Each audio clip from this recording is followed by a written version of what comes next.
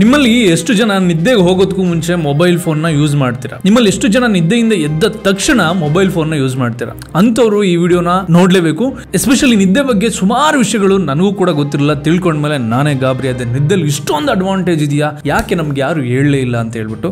So ಈ ವಿಡಿಯೋದಲ್ಲಿ in detail ಆಗಿ ನಿದ್ದೆ ಬಗ್ಗೆ ಮಾತಾಡೋಣ. ಓವರ್ ಆಲ್ ಬರೀ ನಿದ್ದೆ ಬಗ್ಗೆ, ಬಟ್ ಮಿಸ್ ಮಾಡದೆ ನೋಡಿ, ಯಾಕಂದ್ರೆ ಈ ಪಾಯಿಂಟ್ಸ್ ಗಳು ನಿಮ್ಗೂ ಕೂಡ ಗೊತ್ತಿರಲ್ಲ ಅಂತ ನಾನು ಅನ್ಕೊಂತೀನಿ. ನಿದ್ದೆ ಬಗ್ಗೆ ಒಂದು ರಿಸರ್ಚ್ ಮಾಡ್ಬೇಕಲ್ಲ ಅಂತ ಹೇಳ್ಬಿಟ್ಟು ಹುಡುಕ್ಬೇಕಾದ್ರೆ ನನಗೆ ಕಂಡಿದ್ದು ಈ ಟೆಡ್ಎಕ್ಸ್ ಟಾಕ್ ಮಾತಾಡ್ತಿರುವಂತ ಈ ವಿಡಿಯೋ, ಈ ಪರ್ಟಿಕ್ಯುಲರ್ ವಿಡಿಯೋ.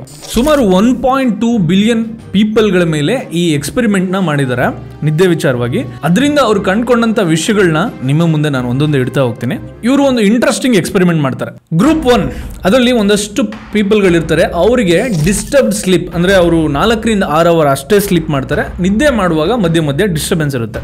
ಇನ್ನೊಂದು ಗ್ರೂಪ್ ಅಲ್ಲಿ ಹೇಗಿರುತ್ತೆ, 8 ಅವರ್ಸ್ ಕಂಟಿನ್ಯೂಸ್ ಸ್ಲೀಪ್, ಯಾವುದೇ ಡಿಸ್ಟರ್ಬೆನ್ಸ್ ಇರೋದಿಲ್ಲ. ಅವರಿಬ್ರದ್ದು ಒಂದಷ್ಟು ವೀಕ್ಸ್ ಗಳು ಇದೇ ರೀತಿ ಡಿಸ್ಟರ್ಬ್ ಸ್ಲೀಪ್, ನಾನ್ ಡಿಸ್ಟರ್ಬ್ ಸ್ಲೀಪ್ ಇವ್ರನ್ನ ಎಕ್ಸ್ಪೆರಿಮೆಂಟ್ ಮಾಡಿದ ನಂತರ ಅವ್ರನ್ನ ಕರ್ಕೊಂಡು ಹೋಗಿ ಲ್ಯಾಬ್ ಅಲ್ಲಿ 2 ತರ ಟೆಸ್ಟ್ ಗಳನ್ನ ಮಾಡ್ತಾರೆ. ಫಸ್ಟ್ ಟೆಸ್ಟ್ ಏನ್ ಮಾಡ್ತಾರೆ, ಅವರ ಬ್ರೈನ್ ಎಲ್ಲಾನು MRI ಸ್ಕ್ಯಾನ್ ಮಾಡ್ತಾರೆ. MRI ಸ್ಕ್ಯಾನ್ ಮಾಡಿದ ಮೇಲೆ ಅದೇ ಗ್ರೂಪ್ ಆಫ್ ಪೀಪಲ್ ನ ಒಂದೇ ಕ್ಲಾಸ್ ಅಲ್ಲಿ ಕೂರಿಸ್ತಾರೆ.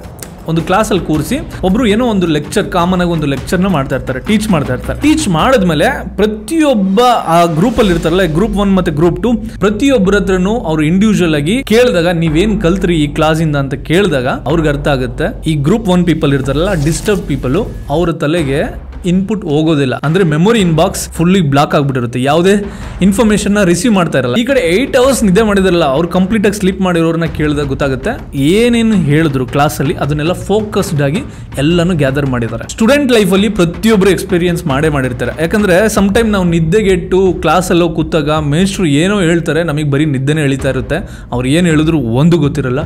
ಇನ್ನೊಂದು ಇಂಟ್ರೆಸ್ಟಿಂಗ್ ಫ್ಯಾಕ್ಟ್ ಏನಂದ್ರೆ, ಓಪನಿಂಗ್ ಸೀನ್ ಅಲ್ಲಿ ಅವ್ರು ಹೇಳ್ತಾರೆ ರೀಪ್ರೊಡಕ್ಟಿವ್ ಸಿಸ್ಟಮ್ ಮೇಲೆ ಯಾವ ರೀತಿ ನಿದ್ದೆ ಅನ್ನೋದು ಇಂಪ್ಯಾಕ್ಟ್ ಆಗುತ್ತೆ. Men who sleep 5 hours a night have significantly smaller testicles than those who sleep 7 hours or more. And also disturb ನಿದ್ದೆ ಮಾಡಿರೋರ್ಗು ಮತ್ತೆ 8 ಅವರ್ಸ್ ಕಂಟಿನ್ಯೂಸ್ ನಿದ್ದೆ ಮಾಡಿರೋರ್ಗು ಅವರ ಏಜಿಂಗ್ ಫ್ಯಾಕ್ಟರ್ ನ ನೋಡ್ತಾ ಹೋದಾಗ, ಯಾರು ಡಿಸ್ಟರ್ಬ್ ಸ್ಲೀಪಿಂಗ್ ಇರುತ್ತೆ ಅಂದ್ರೆ ಪ್ರಾಪರ್ ಆಗಿ ರೆಗ್ಯುಲರ್ ಆಗಿ 8 ಅವರ್ಸ್ 7 to 8 ಅವರ್ಸ್ ನಿದ್ದೆ ಮಾಡಿರಲ್ಲ, ಅವ್ರದ್ದು ವಯಸ್ಸು ಬೇಗ ಆಗ್ತಾ ಇರುತ್ತೆ. ಈ ಕಡೆ ರೆಗ್ಯುಲರ್ ಆಗಿ 8 ಅವರ್ಸ್ 7 to 8 ಅವರ್ಸ್ ನಿದ್ದೆ ಮಾಡ್ತಿರ್ತಾರಲ್ಲ, ಅವ್ರ ಏಜಿಂಗು ಸ್ಲೋ ಆಗ್ತಾ ಇರುತ್ತೆ. ನಿದ್ದೆಯಿಂದ ರೀಪ್ರೊಡಕ್ಟಿವ್ ಸಿಸ್ಟಮ್ ಮೇಲೆ ಎಫೆಕ್ಟ್ ಆಗ್ತಿದೆ, ಬ್ರೈನ್ ಮೇಲೆ ಎಫೆಕ್ಟ್ ಆಗ್ತಿದೆ, ಏಜಿಂಗ್ ಫ್ಯಾಕ್ಟರ್ ಮೇಲೆ ಎಫೆಕ್ಟ್ ಆಗ್ತಿದೆ. ಅಂಡ್ ಆಲ್ಸೋ ಇನ್ನೊಂದು ಇಂಟ್ರೆಸ್ಟಿಂಗ್ ಫ್ಯಾಕ್ಟರ್ ಅಂದ್ರೆ DNA ಮೇಲೂ ಕೂಡ ಎಫೆಕ್ಟ್ ಆಗುತ್ತೆ. ಅಂದ್ರೆ ನೀವು for a longer period proper ಆಗಿ ನಿದ್ದೆನೆ ಮಾಡದೆ 4 ಅವರ್ಸ್ 6 ಅವರ್ಸ್ ಆ ಥರ ಡಿಸ್ಟರ್ಬ್ ಸ್ಲೀಪ್ ಮಾಡ್ತಾ ಇದ್ರೆ, ಅಂದರೆ ಈಗ ಯಾವುದೋ ಒಂದು ಕೆಲಸದ ಒತ್ತಡ ಮತ್ತಿನ್ನೊಂದೇನೋ ಒತ್ತಡದಿಂದ ನಿದ್ದೆ ಪ್ರಾಪರ್ ಆಗಿ ಮಾಡದೇ ಇರೋದ್ರಿಂದ ಅದು ಇನ್ಕ್ಲೂಡಿಂಗ್ DNA ಮೇಲೂ ಕೂಡ ಎಫೆಕ್ಟ್ ಆಗುತ್ತಂತೆ. DNA ಮೇಲೆ ಎಫೆಕ್ಟ್ ಆಗೋದ್ರಿಂದ ಬಾಡಿ ಪ್ರಾಪರ್ ಆಗಿ ಫಂಕ್ಷನ್ ಆಗದೇ ಇರೋ ಕಾರಣಕ್ಕೆ ಕ್ಯಾನ್ಸರ್ಗೆ ಲೀಡ್ ಆಗುತ್ತೆ. ನೋಡಿ, ಒಂದು ನಿದ್ದೆ ಇನ್ಫ್ಯಾಕ್ಟ್ ಕ್ಯಾನ್ಸರ್ಗೆ ಲೀಡ್ ಆಗುತ್ತೆ ಅನ್ನೋದು ಈ ಕನೆಕ್ಷನ್ ನನ್ನನ್ನ ತುಂಬಾ ಜನ ಮಾತಾಡೋಕೆ ಹೋಗೋದಿಲ್ಲ. Increased by way of a lack of sleep.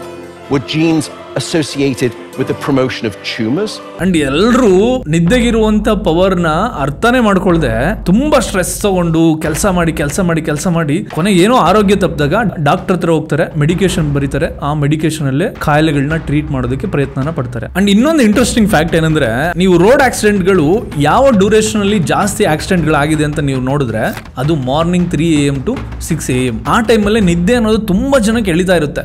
ಎಷ್ಟೋ ಡ್ರೈವರ್ಗಳು ನೈಟ್ ಶಿಫ್ಟ್ ಮಾಡ್ಬೇಕಾದ್ರೆ ಆ 3 AM to 6 AM ನಿದ್ದೆ ಎಷ್ಟು ಸ್ಟ್ರಾಂಗ್ ಆಗಿ ಎಳೆಯುತ್ತೆ ಅಂದ್ರೆ, ಗಾಡಿ ಓಡಿಸ್ಬೇಕಾದ್ರೆ ಕಂಟ್ರೋಲ್ ತಪ್ಪಿ ಎಷ್ಟೋ ಆಕ್ಸಿಡೆಂಟ್ ಗಳಾಗೋದಿಕ್ಕೆ ನಿದ್ದೆನೂ ಕೂಡ ಕಾರಣ ಆಗಿದೆ. ಅಂಡ್ ತುಂಬಾ ಜನ ಇದೊಂದು ಡೈಲಾಗ್ ಹೇಳ್ತಾರೆ, ಸತ್ತ ಮೇಲೆ ನಿದ್ದೆ ಮಾಡೋದು ಇದ್ದೇ ಇದೆ, ಬದುಕಿದ್ದಾಗ ಏನಾದ್ರೂ ಒಂದು ಮಾಡೋ ನಿದ್ದೆಗೆ ಇಟ್ಟು ಅನ್ನೋ ಥರ. ಅದು ಇವಾಗ ಅಪ್ಲೈ ಆಗೋದಿಲ್ಲ. ನಿದ್ದೆ ಕಮ್ಮಿ ಆದಷ್ಟು ನಿಮ್ಮ ಜೀವನದ ಟೆನ್ಯೂರ್ ಇದೆಯಲ್ಲ ಅದನ್ನು ಕಮ್ಮಿ ಆಗುತ್ತೆ ಅಂಡ್ ಕಾಯಿಲೆಗಳು ಜಾಸ್ತಿ ಆಗುತ್ತೆ. ಇದು ತುಂಬಾ ಜನ ಮಾತಾಡೋಕೆ ಹೋಗಲ್ಲ. Sleep is a non-negotiable biological necessity. ನಿದ್ದೆಗೆ ಏನು ಇಂಪಾರ್ಟೆಂಟು, ಒಂದು ಪೀಸ್ಫುಲ್ ಮೈಂಡ್ ಇರಬೇಕು, ಇನ್ನೊಂದು ಪೀಸ್ಫುಲ್ ಪ್ಲೇಸ್ ಇರಬೇಕು, ಇನ್ನೊಂದು ಚೆನ್ನಾಗಿರೋ ಬೆಡ್ ಇರಬೇಕು. ಸೊ ನಾನು ಮಲಗಿರೋದು ಎಮ್ಮ ಹೈಬ್ರಿಡ್ ಮ್ಯಾಟ್ರೆಸ್. ಇದರ ವಿಶೇಷತೆಗಳೇನು ಅಂದರೆ, ನೀವು ನೋಡ್ಬೋದು ಇದರಲ್ಲಿ ಸ್ಮೂತ್ ಏರ್ ಫ್ಲೋ ಇದೆ ಅಂಡ್ ಫೋಮ್, ಕಂಫರ್ಟೇಬಲ್ ಫೋಮ್ ಇದೆ. ಇದು ನಿಮ್ಗೆ ಯಾವುದೇ ಸ್ವೆಟ್ ಆಗೋದಿಲ್ಲ, ಹೀಟ್ ಆಗೋದಿಲ್ಲ. ಅಲ್ಟ್ರಾ ಡ್ರೈ ಟಾಪ್ ಕವರ್, ಇದು ಬೇಗ ಕ್ವಿಕ್ ಆಗಿ ಡ್ರೈ ಆಗುತ್ತೆ. ಇದು ಹಾಲೋ ಮೆಮೊರಿ ಫೋಮ್ ಇರೋದ್ರಿಂದ ನೀವೀಗ ಮಲ್ಕೊಂಡ್ರೆ ಅದೇ ಸ್ಟ್ರಕ್ಚರಲ್ ಶೇಪ್ ಆಗುತ್ತೆ.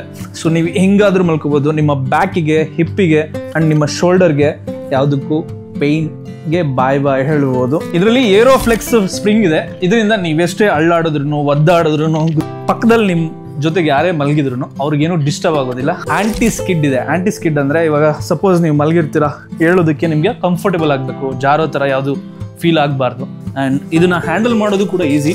ಇಲ್ಲಿ ನಿಮಗೆ ನೋಡಿ ಕೊಟ್ಟಿದ್ದಾರಲ್ಲ, ಇದೆರಡನ್ನು ಯೂಸ್ ಮಾಡಿಕೊಂಡು ನೀವು ಇದನ್ನ ಎತ್ತೋದು ಇಳಿಸೋದೆಲ್ಲ ಮಾಡ್ಬೋದು.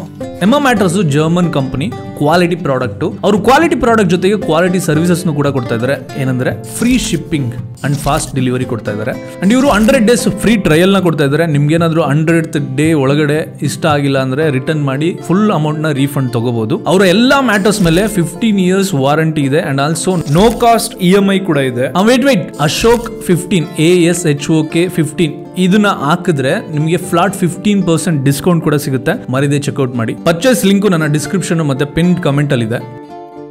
ಇವಾಗ ಇನ್ನೂ ಕೆಲವು ಇಂಟ್ರೆಸ್ಟಿಂಗ್ ಫ್ಯಾಕ್ಟ್ಗಳೇನೆಂದರೆ, ನಾವು ನಿದ್ದೆಗೂ ಮುಂಚೆ, ನಿದ್ದೆ ಆದಮೇಲೆ and also during our working ಟೈಮಲ್ಲಿ ನಾವು ತುಂಬ ಸ್ಕ್ರೀನ್ ಟೈಮ್ನ ಜಾಸ್ತಿ ಇದೆ ನಮಗೆ. ಈ IT ನಲ್ಲಿ ವರ್ಕ್ ಮಾಡೋರಿಗೆ ಲ್ಯಾಪ್ಟಾಪು, ಡೆಸ್ಕ್ಟಾಪು ಇದನ್ನೆಲ್ಲ ಸ್ಕ್ರೀನ್ ಕನ್ಸ್ಯೂಮ್ ಮಾಡ್ತಾರೆ. ಅದಾದಮೇಲೆ ಮೊಬೈಲ್ ಸ್ಕ್ರೀನ್ ಇರುತ್ತೆ. ಅದಾದಮೇಲೆ ಮನೆಗೆ ಬಂದರೆ TV ನೋಡೋದು, ಟ್ಯಾಬ್ ಯೂಸ್ ಮಾಡೋದು. ನೀವು ಇನ್ನೊಂದು ಅಬ್ಸರ್ವ್ ಮಾಡಿ, ನೀವು ಮೊಬೈಲ್ ಫೋನ್ನ ಹಿಡ್ಕೊಂಡು ಈ ಬೆರಳನ್ನ ನೀವು ಈ ಥರ ಇದು ಮಾಡಿ ಹಿಂಗೆ ಮಾಡಿ ನೋಡಿ, ಈ ಜಾಗದಲ್ಲಿ ನಿಮಗೆ ಹಳ್ಳ ಬಿದ್ದಿರುತ್ತೆ. ಇನ್ಫ್ಯಾಕ್ಟ್ ಈ ಬೆರಳನ್ನು ಕೂಡ ನೀವು ನೋಡಿ, ಈ ಜಾಗದಲ್ಲಿ ನಿಮ್ಗೆ ಹಳ್ಳ ಬಿದ್ದಿರುತ್ತೆ. ಇಲ್ಲಿ ಈ ಥರ ಮಾಡಿ ನೋಡಿ.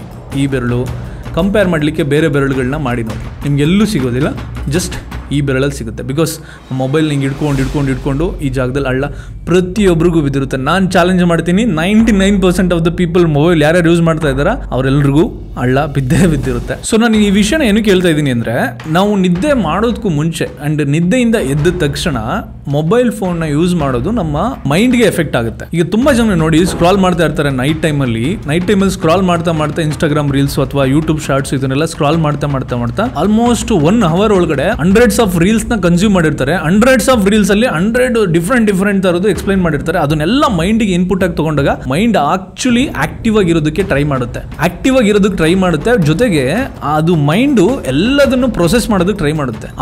ಆಕ್ಟಿವ್ ಆಗಿರೋದು, ಆ ಪ್ರೊಸೆಸ್ ಮಾಡೋದು, ಇದೆಲ್ಲ ನಿದ್ದೆಗೆ ಇಂಡೈರೆಕ್ಟ್ ಆಗಿ ಎಫೆಕ್ಟ್ ಆಗ್ತಿದೆ. ಬಟ್ ತುಂಬಾ ಜನಕ್ಕೆ ಗೊತ್ತು. ಬಟ್ ಆ ಪ್ರಾಕ್ಟೀಸ್ ಇಂದ ಹೊರಗಡೆ ಬರೋದಕ್ಕೆ ಪ್ರಯತ್ನ ಮಾಡೋದಂತೂ ತುಂಬಾನೇ ಇಂಪಾರ್ಟೆಂಟು. ವಯಸ್ಸಿದ್ದಾಗ ಎಲ್ಲ ಚೆನ್ನಾಗಿದ್ದಾಗ ಏನೋ ಸ್ಕ್ರಾಲ್ ಮಾಡೋದು, ಮೊಬೈಲ್ನ ಜಾಸ್ತಿ ಕನ್ಸ್ಯೂಮ್ ಮಾಡೋದು, ನಿದ್ದೆಗೆ ಅಷ್ಟು ಪ್ರಾಮುಖ್ಯತೆ ಕೊಡದೇ ಇರೋದು ಕಾಮನ್ ಅನ್ಸುತ್ತೆ. ಬಟ್ ವಯಸ್ಸು ಆಗ್ತಾ ಸ್ವಲ್ಪ ಲೇಟಾಗಿ ಅರ್ಥ ಆಗುತ್ತೆ ನಿದ್ದೆಗೆ ಪ್ರಾಮುಖ್ಯತೆ ಕೊಟ್ಟಷ್ಟು ಆರೋಗ್ಯದ ಮೇಲೆ ಎಷ್ಟು ಎಫೆಕ್ಟ್ ಆಗ್ತಿರುತ್ತೆ. ಅದನ್ನೆಲ್ಲ ಆಲ್ಮೋಸ್ಟ್ ಕಂಟ್ರೋಲ್ ಮಾಡ್ಬೋದು ಅಂತ ಹೇಳ್ಬಿಟ್ಟು ನೀವೇ ಯೋಚನೆ ಮಾಡಿ. ಸ್ಟ್ರೆಸ್ನ ಕಮ್ಮಿ ಮಾಡೋದಕ್ಕೆ one of the best solution ಅಂದರೆ ಸ್ಲೀಪ್. ಈಗ ನೀವು ಕಂಟಿನ್ಯೂಸ್ ಆಗಿ ಒಂದು ಲ್ಯಾಪ್ಟಾಪ್ನ ಆಗಲಿ ಒಂದು ಮೊಬೈಲ್ ಫೋನ್ನೇ ಆಗಲಿ ಯೂಸ್ ಮಾಡ್ತಾ ಇದ್ರೆ ಏನಾಗುತ್ತೆ, ಬ್ಯಾಟ್ರಿ ಡ್ರೈನ್ ಆಗುತ್ತೆ, ಅದ್ರ ಜೊತೆಗೆ ಹೀಟ್ ಆಗುತ್ತೆ. ಆ ಪ್ರೊಸೆಸ್ ಆಗ್ತಿರುತ್ತಲ್ಲ, ಅದು ಹೀಟ್ ಆಗ್ತಿರುತ್ತೆ. ಸೊ ಒಂದ್ಸಲ ಅದು ರೀಬೂಟ್ ಆಗೇ ಆಗುತ್ತೆ ನೀವು ಕನ್ಸ್ಯೂಮ್ ಮಾಡ್ತಾ ಇದ್ರೆ. ಅದೇ ರೀತಿ ನಮ್ಮ ಮೈಂಡ್ಗೆ ಒಂದು ರೀಬೂಟ್, ಸ್ವಿಚ್ ಆಫ್ ಮಾಡುವಂತ ತುಂಬಾನೇ ಅವಶ್ಯಕತೆ ಇದೆ. ನೀವೆಲ್ಲರೂ ಕೇಳ್ಬೋದು, ಹಾಗಾದ್ರೆ ನಿದ್ದೆ ಮಾಡೋದಕ್ಕೆ ಏನ್ ಮಾಡಬೇಕು? ನನಗೆ ನಿದ್ದೆ ಬರ್ತಿಲ್ಲ, ನಾನು ನಿದ್ದೆ ಮಾಡೋದಕ್ಕೆ ಏನ್ ಮಾಡಬೇಕು? ನಾನು ಕೆಲವು ಎಕ್ಸ್ಪೆರಿಮೆಂಟ್ಗಳು ಕೂಡ ಮಾಡಿದ್ದೇನೆ. ನೀವು ನಿದ್ದೆ ಮಾಡೋದಕ್ಕೆ ಹೋದಾಗ ಈಗ ಮೊಬೈಲ್ ಫೋನ್ ಒಂದು 10 ನಿಮಿಷ ಅಂದ್ರೆ ನಿದ್ದೆ ಮಾಡೋದಕ್ಕೂ ಮುಂಚೆ 10 ನಿಮಿಷ ಮೊಬೈಲ್ ಫೋನ್ ಯೂಸ್ ಮಾಡಬೇಡಿ. ಮೊಬೈಲ್ ಎಲ್ಲ ತೆಗೆದಿಟ್ಬಿಡಿ. ಮೊಬೈಲ್ ಫೋನ್ನ ನಿಮ್ಮ ಮೈಂಡ್ಗೆ ಪಕ್ಕದಲ್ಲಿ ಇಟ್ಕೊಳಕ್ ಹೋಗ್ಬಿಡಿ. ನಿಮ್ ದೇಹದ ಪಕ್ಕದಲ್ಲಿ ಇಡೋದು ದೊಡ್ಡ ತಪ್ಪು. ಅಂಡ್ ಆಲ್ಸೋ ನಿದ್ದೆಗೆ ಹೋಗ್ಬೇಕಾದ್ರೆ ನೀವು ಈ ಟೆಕ್ನಿಕ್ ನ ಟ್ರೈ ಮಾಡಿ. ಇದು ವರ್ಕೌಟ್ ಆಗ್ಬೋದು ತುಂಬಾ ಜನಕ್ಕೆ ಅಂತ ನಾನು ಅನ್ಕೊಂತೀನಿ. ನಿದ್ದೆಗೆ ಹೋಗೋದಕ್ಕೂ ಮುಂಚೆ ನಿಮ್ಮ ಬಾಡಿನ ಫ್ರೀ ಆಗಿಟ್ಟು ನೀವು 100 ಇಂದ 0 ವರೆಗೂ ರಿವರ್ಸ್ ಕೌಂಟ್ ಮಾಡಿ. 100, 99, 98 ಅನ್ನೋ ರೀತಿ. ಆ ರೀತಿ ಕೌಂಟ್ ಮಾಡ್ತಾ ನೀವು ಕಣ್ಣು ಮುಚ್ಚಿರ್ಬೇಕು. ಅಂಡ್ ಉಸಿರಾಟನ ದೀರ್ಘವಾಗಿ ಉಸಿರಾಡಬೇಕು. ಅದರಿಂದ ಏನಾಗುತ್ತೆ, ನಿಮ್ಮ ಮೈಂಡ್ ಆಲ್ಮೋಸ್ಟ್ ನೀವು 80 ಅಷ್ಟೊತ್ತಿಗೆ ಆಲ್ಮೋಸ್ಟ್ ನಿಮಗೆ ನಿದ್ದೆಗೆ ಎಳೆಯುತ್ತೆ. ನಿದ್ದೆ ಮಾಡೋ ಚಾನ್ಸಸ್ ಇದೆ. ನಾನು ತುಂಬಾ ಮೆಂಟಲಿ ಸ್ಟ್ರೆಸ್ ಅನ್ಸಿದಾಗ ಅಥವಾ ನಿದ್ದೆ ಬರ್ತಿಲ್ಲ ಅಂದಾಗ ನಾನು ಟ್ರೈ ಮಾಡುವಂತ ಟೆಕ್ನಿಕ್ ಇದು. ಅಂಡ್ ಆಲ್ಸೋ ನೀವು ಫಿಸಿಕಲಿ ಸ್ವಲ್ಪ ವರ್ಕೌಟ್ ಮಾಡೋದ್ರಿಂದ ಏನಾಗುತ್ತೆ, ಬಾಡಿಗೆ ಸ್ವಲ್ಪ ಸ್ಟ್ರೈನ್ ಆಗುತ್ತೆ. ಬಾಡಿ ಸ್ಟ್ರೈನ್ ಆದಾಗ ನಿದ್ದೆ ಮಾಡಬೇಕು ಅಂತ ಅನ್ಸುತ್ತೆ, ಮೈಂಡಿಗೆ ನಿದ್ದೆ ಮಾಡಬೇಕು ಅಂತ ಅನ್ಸುತ್ತೆ, ಬಾಡಿಗೆ ರೆಸ್ಟ್ ಬೇಕು ಅಂತ ಅನ್ಸುತ್ತೆ. ಸೊ ರೆಗ್ಯುಲರ್ ಎಕ್ಸರ್ಸೈಸ್ ಕೂಡ ಒಂದ್ ರೀತಿ ನಿದ್ದೆಗೆ ಹೆಲ್ಪ್ ಮಾಡುತ್ತೆ. ನಿದ್ದೆ ಯಾವ ಟೈಮಲ್ಲಿ ಮಾಡಬೇಕು ಅಂತ ಸುಮಾರು ಜನ ಕೇಳಿರ್ತೀರಾ. ಬಟ್ ಈ ಎಕ್ಸ್ಪರ್ಟ್, ನಿದ್ದೆ ವಿಚಾರದಲ್ಲಿ ಸ್ಲೀಪ್ ಎಕ್ಸ್ಪರ್ಟ್ ಹೇಳಿರುವಂತ ಒಂದು ಮಾತೇನಂದ್ರೆ, regular sleep at regular time is most important ಅಂತ ಹೇಳ್ತಾರೆ. ನೀವು 7 hours ನಿದ್ದೆ ಮಾಡಿ ಅಥವಾ 8 hours ನಿದ್ದೆ ಮಾಡಿ, ನೀವು ನಿದ್ದೆಗೆ ಹೋಗೋ ಟೈಮು, ನಿದ್ದೆಯಿಂದ ಎದೊಳ್ಳೋ ಟೈಮು ಎರಡೂ ಕೂಡ ಸೇಮ್ ಇರಬೇಕು. ಸಪೋಸ್ ನೀವು ರಾತ್ರಿ 11 ಗಂಟೆಗೆ ಮಲ್ಕೊಂತೀರಾ ಅಂದ್ರೆ ಬೆಳಿಗ್ಗೆ 8 ಗಂಟೆಗೆ ಹೇಳ್ತೀರಾ, 7 ಗಂಟೆಗೆ ಹೇಳ್ತೀರಾ, 6 ಗಂಟೆಗೆ ಹೇಳ್ತೀರಾ. ಬಟ್ ಅದೇ ಟೈಮಿಗೆ ನೀವು ಹೇಳ್ಬೇಕು, ಅದೇ ಟೈಮಿಗೆ ಮಲ್ಕೋಬೇಕು, ಅದೇ ಟೈಮಿಗೆ ಹೇಳ್ಬೇಕು. ಡಿಸ್ಟರ್ಬ್ ಆಗಬಾರ್ದು ಅಂತ ಇದೆ. ಇನ್ನೊಂದು ಇಂಟ್ರೆಸ್ಟಿಂಗ್ ಫ್ಯಾಕ್ಟ್ ಏನಂದ್ರೆ, ಅವರು 1.6 ಬಿಲಿಯನ್ ಪೀಪಲ್ ಮೇಲೆ ಒಂದು ಎಕ್ಸ್ಪೆರಿಮೆಂಟ್ ಮಾಡಿರ್ತಾರೆ. ಆ ಟೈಮಲ್ಲಿ ಅವ್ರು ಕಂಡುಕೊಂಡಂತ ಒಂದು ರಿಸರ್ಚ್ ಏನಂದ್ರೆ, ಡ್ಯೂರಿಂಗ್ ಸ್ಪ್ರಿಂಗ್ ಟೈಮ್ ಅಂದ್ರೆ ಈ ಫೆಬ್ರವರಿಯಿಂದ ಏಪ್ರಿಲ್ ಈ ಡ್ಯೂರೇಷನ್ ಅಲ್ಲಿ ನೀವೇನಾದ್ರೂ 1 hour ನಿದ್ದೆನ ಕಮ್ಮಿ ಮಾಡಿದ್ರೆ ನಿಮಗೆ ಹಾರ್ಟ್ ಅಟ್ಯಾಕ್ ಆಗುವಂತ ಚಾನ್ಸಸ್ 21% ಇನ್ಕ್ರೀಸ್ ಆಗುತ್ತಂತೆ. ಅದೇ ಇನ್ನೊಂದು ಡ್ಯೂರಿಂಗ್ ಆಟಮ್ ಟೈಮ್ ಅಂದ್ರೆ ಸೆಪ್ಟೆಂಬರ್, ನವೆಂಬರ್ ಆ ಟೈಮಲ್ಲಿ ನೀವೇ ನೀವೇನಾದರೂ ನಿದ್ದೆನ 1 hour ಎಕ್ಸ್ಟ್ರಾ ಮಾಡಿದ್ರೆ ನಿಮಗೆ ಹಾರ್ಟ್ ಅಟ್ಯಾಕ್ ಆಗುವಂಥ ಚಾನ್ಸಸ್ ಇರುವಂಥ 21% ಕಮ್ಮಿ ಆಗುತ್ತಂತೆ. ಜಸ್ಟ್ ಥಿಂಕ್ ಮಾಡಿ, ಈಗ ರೀಸೆಂಟಾಗಿ ನೀವು ಹಾರ್ಟ್ ಅಟ್ಯಾಕ್ ಕೇಸ್ಗಳನ್ನೆಲ್ಲ ಹಾಸನಲ್ಲೂ ಕೂಡ ಕೇಳಿದಿರ. ಒಬ್ಬೊಬ್ಬರು ಪರ್ಸನ್ದು ಒಂದು ಡೈಲಿ ಲೈಫ್ ಸ್ಟೈಲ್ ಹೇಗಿತ್ತು, ನಿದ್ದೆ ಹೇಗಿತ್ತು, ಸ್ಟ್ರೆಸ್ ಲೆವೆಲ್ ಹೇಗಿತ್ತು, ಫುಡ್ ಹ್ಯಾಬಿಟ್ ಏನಿತ್ತು, ಎಕ್ಸಸೈಸ್ ಹ್ಯಾಬಿಟ್ ಏನಿತ್ತು, ಇದನ್ನೆಲ್ಲ ರಿಸರ್ಚ್ ಮಾಡಿದ್ರೆ 100% ಹೇಳ್ಬೋದಾಗಿತ್ತು. ನಮ್ಮ ಸ್ಟೇಟ್ ಗೌರ್ಮೆಂಟ್ ಕರೋನಾ ಲಸಿಕೆ ಮೇಲೆ ಡೌಟ್ ಪಟ್ಟು ಅದಕ್ಕೊಂದು ರಿಸರ್ಚ್ ಮಾಡಿ ಅಂತ ಹೇಳಿತ್ತು. ಬಟ್ ಕೊನೆಗೆ ಅದಕ್ಕೂ ಇದಕ್ಕೂ ಯಾವುದು ಸಂಬಂಧ ಇಲ್ಲ ಅಂತ ಹೇಳ್ಬಿಟ್ಟು ರಿಸರ್ಚ್ ಲ್ಯಾಬ್ಗಳು, ಕೆಲವು ಎಕ್ಸ್ಪರ್ಟ್ಗಳು ಅದ್ರ ಬಗ್ಗೆ ಹೇಳಿದ್ದಾರೆ. ಅಂಡ್ ತುಂಬಾ ಜನ ಹಾರ್ಟ್ ಅಟ್ಯಾಕ್ ಬಗ್ಗೆ ಟೆಸ್ಟ್ ಗಳನ್ನ ಮಾಡಿಸ್ಕೋಬೇಕು ಅಂತ ಹೇಳಿದ ತಕ್ಷಣ ಮೈಸೂರು ಮತ್ತೆ ಬೆಂಗಳೂರು, ಜಯದೇವ, ಹಾಸನ ಸುತ್ತಮುತ್ತ ಎಲ್ಲ ಹಾಸ್ಪಿಟಲ್ಗಳಲ್ಲಿ ಕ್ಯೂ ನಿಂತಿದ್ರು. ಎಸ್ಪೆಷಲಿ ಮೈಸೂರಲ್ಲಂತೂ ತುಂಬಾನೇ ಜನಗಳು ಕ್ಯೂ ನಿಂತಿದ್ರು. ಆದ್ರೆ ಇಂಡೈರೆಕ್ಟ್ ಆಗಿ ಅವರು ಕೆಲವು ಕಾಮನ್ ಆಗಿ ಅರ್ಥ ಮಾಡ್ಕೋಬೇಕಾಗಿರೋದೇನಂದ್ರೆ ಅವ್ರು ತಿನ್ನುವಂತ ಫುಡ್, ಅವ್ರು ಮಾಡ್ತಿರುವಂತ ನಿದ್ದೆ, ಅವ್ರಿಗಾಗ್ತಿರುವಂತ ಸ್ಟ್ರೆಸ್, ಅವ್ರು ವರ್ಕೌಟ್ ಮಾಡ್ತಾ ಇದಾರಾ ಇಲ್ವಾ, ಇದು ಎಲ್ಲ ಫ್ಯಾಕ್ಟರ್ ಎಫೆಕ್ಟ್ ಆಗುತ್ತೆ. ಅಂಡ್ ಆಲ್ಸೋ ನೀವು ಆರೋಗ್ಯದ ವಿಚಾರದಲ್ಲಿ ನೀವು ಯಾವುದೇ ಡಾಕ್ಟರ್ ಹತ್ರ ಹೋಗಿ ನೀವು ಯಾರನ್ನೇ ಕೇಳಿ ಏನೇ ಮಾಡಿ, ನನ್ನ ಪ್ರಕಾರ ನಿಮಗೆ ಫಸ್ಟ್ ಡಾಕ್ಟರ್ ಅಂದ್ರೆ ಅದು ಅಮ್ಮ, ಸೆಕೆಂಡ್ ಡಾಕ್ಟರ್ ಅಂದ್ರೆ ನಿಮಗೆ ನೀವೇ. ನಿಮ್ಮ ಇಂಟರ್ನಲ್ ಸಿಸ್ಟಮ್ ನ ಪ್ರತಿದಿನ ನೋಡುವಂತವ್ರು ನೀವು. ಯಾವ ನೀರು ಕುಡಿದ್ರೆ ನಿಮ್ಗೆ ಏನಾಗುತ್ತೆ, ಯಾವ ತರ ಊಟ ಮಾಡಿದ್ರೆ ನಿಮ್ಗೆ ಒಳಗಡೆ ಏನಾಗುತ್ತೆ, ಯಾವಾಗ ನಿದ್ದೆ ನೀವು ಕಮ್ಮಿ ಮಾಡಿದಾಗ ನಿಮ್ಗೆ ಏನಾಗುತ್ತೆ, ಪ್ರತಿಯೊಂದು ನಿಮಗೆ ಚೆನ್ನಾಗಿ ಗೊತ್ತಿರುತ್ತೆ. ಸೊ ಫಸ್ಟ್ ಆಫ್ ಆಲ್ ನಿಮ್ಮ ದೇಹವನ್ನ ನೀವು ಅಂಡರ್ಸ್ಟ್ಯಾಂಡ್ ಮಾಡ್ಕೋಬೇಕು. ಯಾವ ಊಟ ತಿನ್ಬೇಕು, ತಿನ್ಬಾರ್ದು, ನಿದ್ದೆ ಎಷ್ಟು ಮಾಡಬೇಕು, ಮಾಡಬಾರ್ದು, ಎಕ್ಸಸೈಸ್ ಮಾಡಬೇಕು, ಮಾಡಬಾರ್ದು, ಅದನ್ನ ನೀವು ತಿಳ್ಕೋಬೇಕು. ಅಂಡ್ ಟೆಸ್ಟ್ ಮಾಡಿಸೋದು ತುಂಬಾನೇ ಇಂಪಾರ್ಟೆಂಟ್, ತಪ್ಪು ಅಂತ ನಾನು ಹೇಳ್ತಿಲ್ಲ. ನಿಮ್ಮ ಹೆಲ್ತ್ ಅಲ್ಲಿ ಯಾವ್ದಾದ್ರು ಪ್ರಾಬ್ಲಮ್ ಇದೆ ಅಂದ್ರೆ ಅಬ್ವಿಯಸ್ಲಿ ನೀವು ಇಯರ್ಲಿ ಒನ್ಸ್ ಅಥವಾ ಟ್ವೈಸ್ ಒಂದು ಫುಲ್ ಬಾಡಿ ಚೆಕ್ಅಪ್ ನ ಮಾಡಿಸಿ ಯಾವ್ದು ಪ್ರಾಬ್ಲಮ್ಗಳಿದೆ ಅದಕ್ಕೆ ತಕ್ಕಂತೆ ಟ್ರೀಟ್ಮೆಂಟ್ ನ ಕೊಡಿಸೋದು ತುಂಬಾನೇ ಇಂಪಾರ್ಟೆಂಟ್. ಒಂದು ಏಜ್ ತನಕ ಎಲ್ರಿಗೂ ಒಂದು ಇಮ್ಯೂನಿ ಸಿಸ್ಟಮ್ ಸ್ಟ್ರಾಂಗ್ ಆಗಿರುತ್ತೆ, ಬಟ್ ಒಂದು ಸರ್ಟನ್ ಏಜ್ ಆದ್ಮೇಲೆ it is very much important. ಇತ್ತೀಚೆಗೆ ರೀಲ್ಸ್ಗಳಲ್ಲಿ ಡಾಕ್ಟರ್ಗಳು ತುಂಬಾ ಜನ ಬರ್ತಾ ಇದ್ದಾರೆ. ಒಬ್ಬೊಬ್ರು ಡಾಕ್ಟರ್ಗಳು ಒಂದೊಂದು ಹೇಳ್ತಾರೆ, ನೀವು ನೀರು ಕುಡಿಬಾರ್ದು ಊಟಕ್ಕೂ ಮುಂಚೆ, ನೀವು ಊಟ ಆದ್ಮೇಲೆ ನೀರು ಕುಡಿಬಾರ್ದು, ನೀವು ಚಪಾತಿನಲ್ಲಿ ಇದಿರುತ್ತೆ, ರೈಸಲ್ಲಿ ಇದಿರುತ್ತೆ, ಶುಗರಲ್ಲಿ ಇಗಿರುತ್ತೆ, ಅದಿರುತ್ತೆ ಅಂತ ತುಂಬಾ ಜನ ಹೇಳ್ತಾ ಇದ್ದಾರೆ. ಅಂಡ್ ತುಂಬಾ ಜನ ಮೆಂಟಲಿ ಡಿಸ್ಟರ್ಬ್ ಆಗ್ತಾ ಇರ್ತಾರೆ. ಸೊ ನಾನು ಹೇಳೋದೇನಂದ್ರೆ, ಆ ವ್ಯಕ್ತಿ ಹೇಳ್ತಾ ಇದ್ದಾರೆ ಅಂದಾಗ ಅವ್ರ ಬ್ಯಾಕ್ ಗ್ರೌಂಡ್ ನ ತಿಳ್ಕೊಳ್ಳಿ. ಆ ರೀಲ್ ನ ನೋಡ್ಬಿಟ್ಟು ಅದ್ರಲ್ಲಿ ಹೇಳಿದ್ದನ್ನ ನೀವು ಫಾಲೋ ಮಾಡೋದು ಸ್ವಲ್ಪ ಯೋಚನೆ ಮಾಡಬೇಕು. ಬಟ್ ಆ ವ್ಯಕ್ತಿ ಅಕೌಂಟ್ಗೆ ಹೋಗಿ ಆ ವ್ಯಕ್ತಿಯ ಪ್ರೊಫೈಲ್ನ ಅನಲೈಸ್ ಮಾಡಿ ಅದರಲ್ಲಿ ಅವ್ರಿಗೆ ಎಕ್ಸ್ಪೀರಿಯನ್ಸ್ ಇದೆಯಾ, ಎಕ್ಸ್ಪರ್ಟ್ ಇದ್ದಾರಾ, ಅದ್ರ ಬಗ್ಗೆ ಸ್ಟಡಿ ಮಾಡಿದಾರೆ ಅಂತ ನೋಡಿ. ಅದನ್ನ ಬಿಟ್ಬಿಟ್ಟು ಸುಮ್ಮನೆ ಬ್ಲೈಂಡ್ ಆಗಿ ಅವ್ರು ಹೇಳಿದ್ರು ಅಂತ ಹೇಳ್ಬಿಟ್ಟು ನೀವು ಫಾಲೋ ಮಾಡೋಕೆ ಹೋಗ್ಬೇಡಿ. ಇವಾಗ ನಾನು ನಿಮ್ಮ ಮುಂದೆ ಏನೇನು ಇನ್ಫಾರ್ಮೇಶನ್ ಇಟ್ಟೆ ಅದೆಲ್ಲ ಒಂದು ಎಕ್ಸ್ಪರ್ಟ್ ಹೇಳಿರೋದನ್ನ ನಾನು ನಿಮ್ಮ ಮುಂದೆ ಇಟ್ಟಿದ್ದೀನಿ. ಇದು ನನ್ನ ಸ್ವಂತ ಒಪಿನಿಯನ್ ಏನಲ್ಲ, ನನ್ನ ಒಪಿನಿಯನ್ ಜಸ್ಟ್ ಹೇಳಿದಿಷ್ಟೇ. ನಿದ್ದೆ ವಿಚಾರದಲ್ಲಿ ಆಗಲಿ, ನಿಮ್ಮ ದೇಹದ ವಿಚಾರದಲ್ಲಿ ಆಗಲಿ, ನಿಮ್ಮ ಬಾಡಿ ಬಗ್ಗೆ ನಿಮಗೆ ಚೆನ್ನಾಗಿ ಗೊತ್ತಿರುತ್ತೆ ಅಂತ ನಾನು ಹೇಳಿದ್ದು.